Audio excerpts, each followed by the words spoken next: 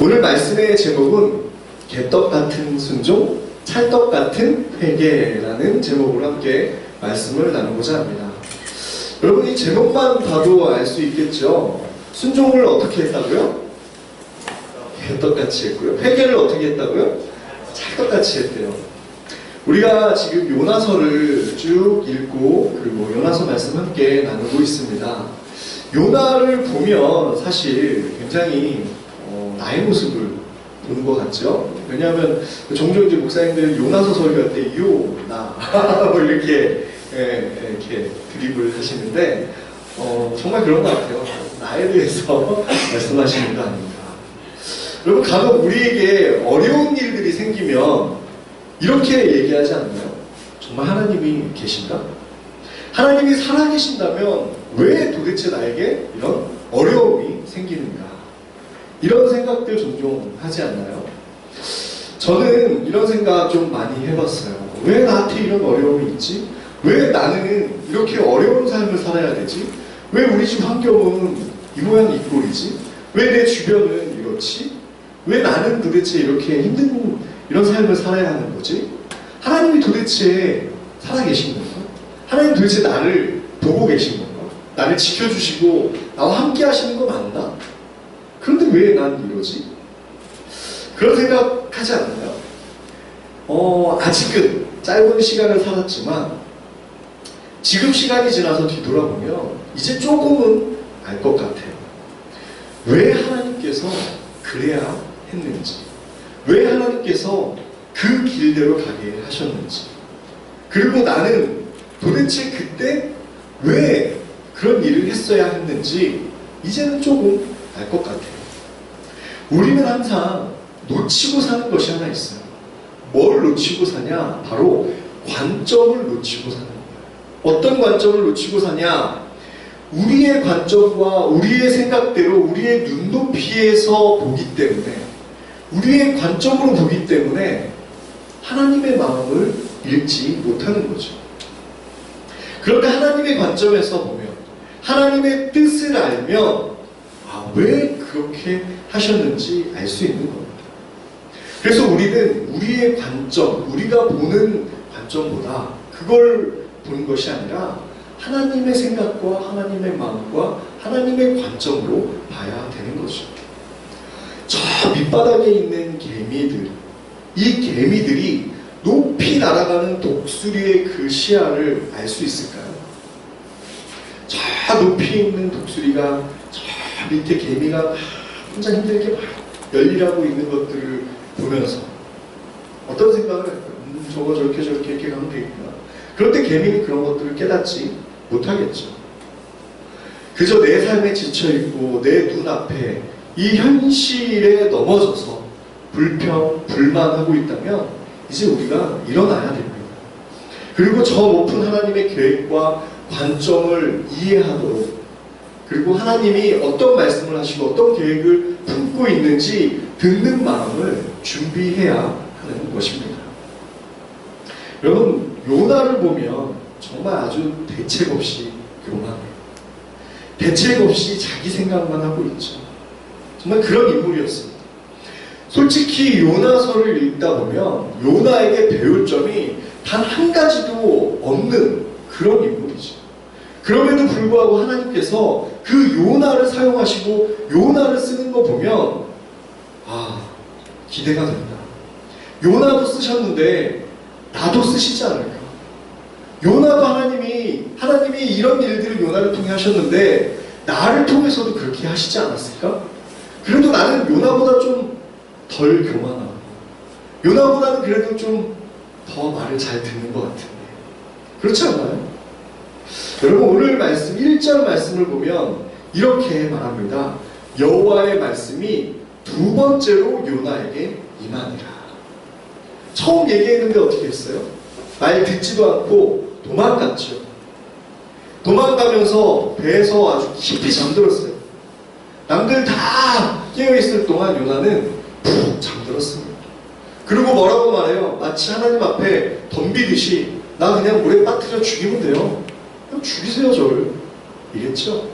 결국에 물에 빠뜨렸어요. 빠뜨리면 또 죽을까봐 하나님이 물고기를 또 예비하셨죠. 이렇게 하나님께서 요나에게 기회를 주셨듯이 우리에게도 다시 한번 기회를 주시는 겁니다. 요나에게 이렇게 기회를 주셨습니다. 배 안에서 풍랑을 만나서 겁을 줬는데도 깨닫지 못했죠.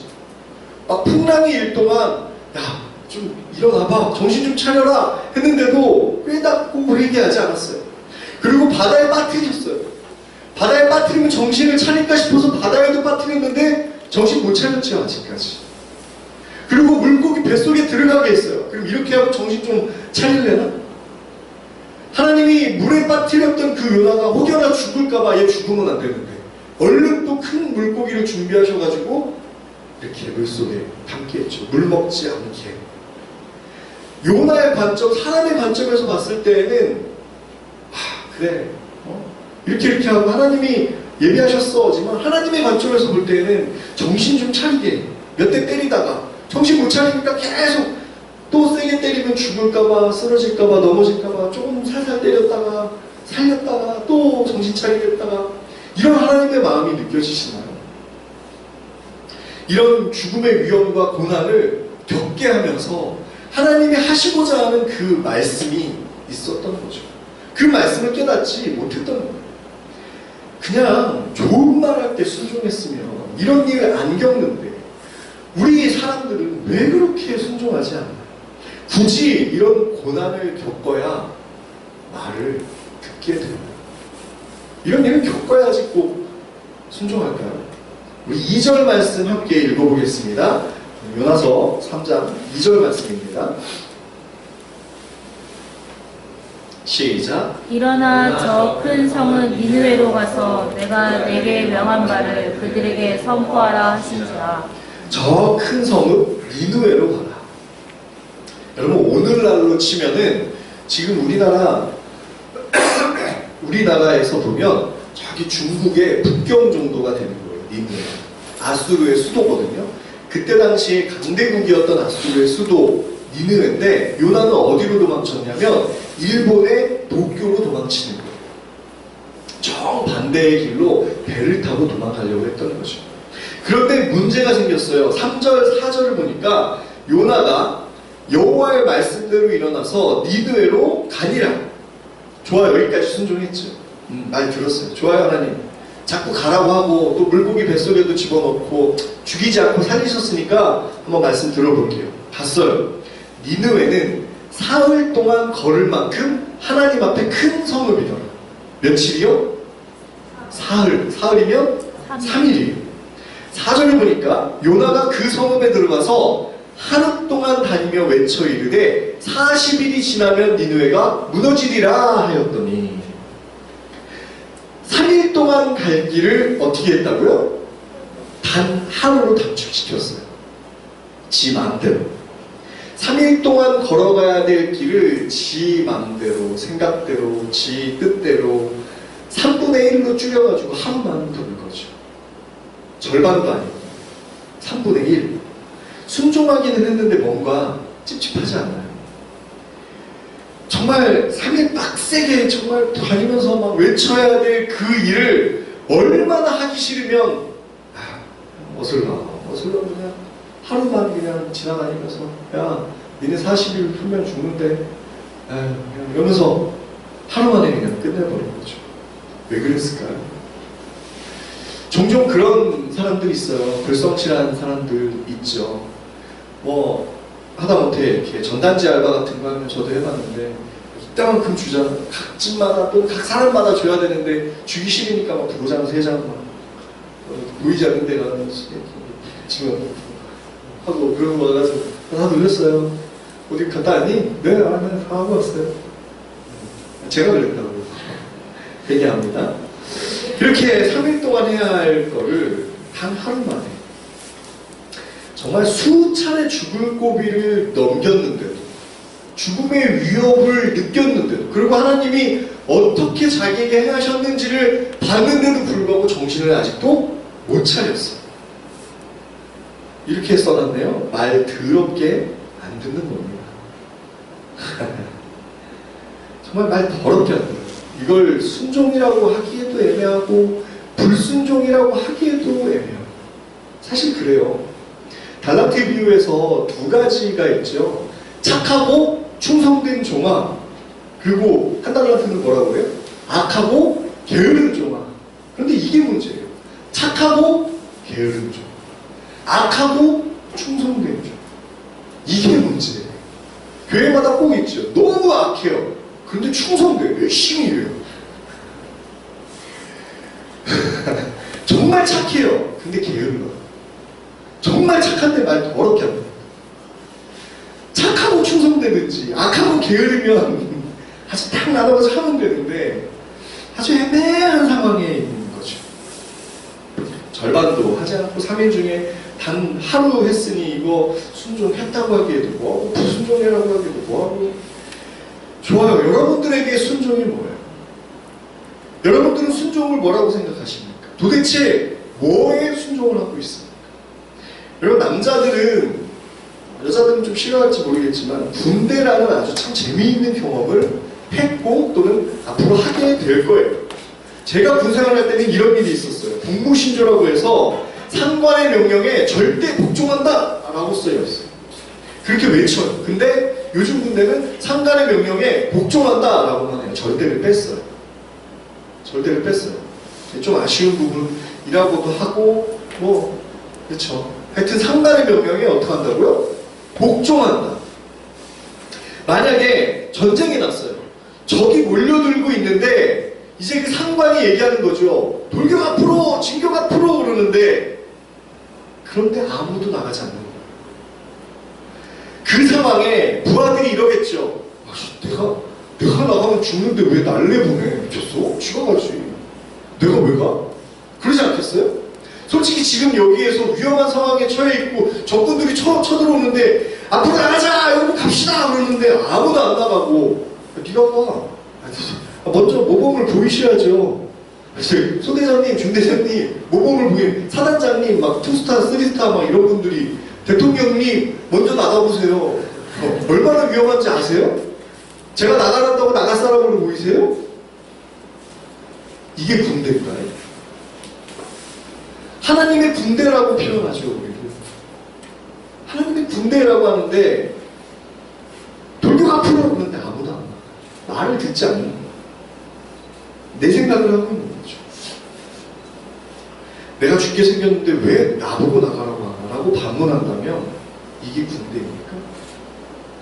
이게 하나님의 나라일까요? 요나의 이야기도 가만히 들어보면 참 가관이에요.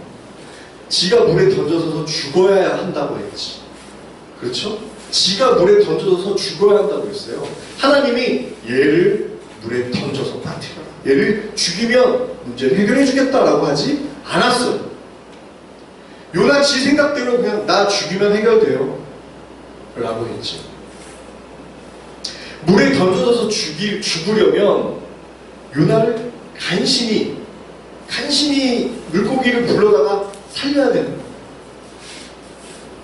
쟤 왜 죽는다고 얘기해? 쟤 왜 물에 빠져 죽는다고 얘기해? 저렇게 빠지면 내가 물고기도 준비해야 되고 그 상황도 만들어야 되잖아. 하나님 입장에서는 일이 더 커지는 거잖아. 그렇죠? 정말 말 더럽게 안 듣는 요나였어요. 제 인생도 뒤돌아보면 하나님 앞에 과연 얼마나 순종했는가 돌아보게 되는 거죠. 지금도 마찬가지입니다. 나 목사인데 요즘 말로 이렇게 현타가 자주 와요. 나 목사인데 뭐하고 있지? 내가 그동안 봐왔던 목사는 이런 목사가 아닙니다. 저도요 114년 된 교회, 전통 있는 그 교회에 아주 정통적 성가대 찬양이 딱 끝나면 박수도 치지 않았어요. 하나님 앞에 올려드린 찬양이지 사람에게 박수 받을 찬양이 아니다. 전 일부 성가대 하면서 타타타도 하고 그러면서 정말 전형적인 그런 정통교회에서 격식 있는 예배만 드렸어요. 앉았다 일어났다 하고 그런 예배만 드렸어요. 저는 부목사님들 사택에서 같이 살았기 때문에 사택 빌라 하나가 다 교역자들 사는 사택에서 제가 살았어요. 그래서 목사들이 어떻게 사는지, 목회자 가정이 어떤 삶을 사는지, 자녀들이, 사모님들이, 그리고 목사님들이 어떤 삶을 사는지 너무 봐왔으니까. 그런데 내가 지금 이렇게 사는 건 이게 목사가 아닌 것 같은데 나 지금 뭐하고 있는 건가? 그러면서 진심으로 고민할 때가 많아. 내가 그동안 봐왔고 생각했던 목사가 이게 아닌데, 그리고 대접받는 것도 이렇게 목사가 이렇게 대접받지 않는데, 성도들이 이렇게 대접해 주는데, 사모님도 우리 자녀들도 우리 성도들도 이러는데 왜 이러지? 뭐가 내가 잘못됐나? 그리고 기도해요. 하나님 이 길이 맞습니까? 제가 지금 하고 있는 이게 맞는 겁니까? 그런데 항상 하나님께서는 저한테 희한한 길을 보여주시고 가게 하세요. 정말 남들이 가지 않는 꼭 그 길을 가게 하세요. 저도 싫어요. 저도 때로는 다시스로 도망가고 싶어요. 이거요? 오토바이를 타라고요? 아니, 이 오토바이 타게 하려고 저 고등학교 때 오토바이 타게 하셨나요? 그때 그 일이 이럴 거를 예비하시고서 이러셨던 건가요? 하나님의 빛이죠. 그래요. 때로는 하나님께서 인도하시는 그 길이 좋던지 좋지 않던지, 때로는 사람들이 욕할 때도 있어요. 네가 목사냐? 선배들도 그래요. 너 그렇게 하는 거 이상하지 않아? 그게 교회냐? 너 지금 제대로 하냐? 그런데요, 저는 하나님이 주시는 그 말씀과 그 확신을 가지고 갑니다. 그리고 무조건 순종하며 가겠습니다. 저는 잘 모르겠어요. 이게 앞으로 어떻게 될지 모르겠어요. 혹시나 그 길이 낭떠러지라 할지라도 하나님이 보내신다면 한번 가볼게요. 일단 해볼게요. 군말 안 하고 일단 해요. 군말은 혼자 속으로 하죠.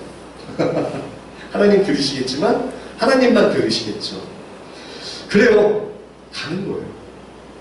말처럼 쉽지는 않지만 그냥 한 걸음 한 걸음 간다고 믿고 있어요. 하나님이 인도하시는 그 길대로 나는 간다. 요나의 개떡 같은 순종. 단 하루의 외침에 니느웨가 어떻게 됐나요? 난리가 났습니다. 5절부터 10절까지 보면 니느웨 사람들이 말도 안 되는 일을 하게 되는 거예요. 5절 말씀 함께 읽어보겠습니다. 5절입니다. 시작. 하나님을 믿고 금식을 선포하고 높고 낮은 자를 막론하고 붉은 배 옷을 입은지라. 하나님을 믿고 되어 있죠. 니느웨 사람들이 하나님을 믿고라고 되어 있어요. 요나도 안 믿고 이스라엘 사람들도 안 믿고 나도 잘 안 믿는데 그 길로 가는 거 맞아요? 이거 맞아요? 40일 후에 망하는 거 맞아요? 에이 설마요. 그런데 누가 믿어요? 니느웨 사람들이 하나님을 믿어버립니다. 저렇게 대충 외쳤는데 왕까지 듣게 돼요.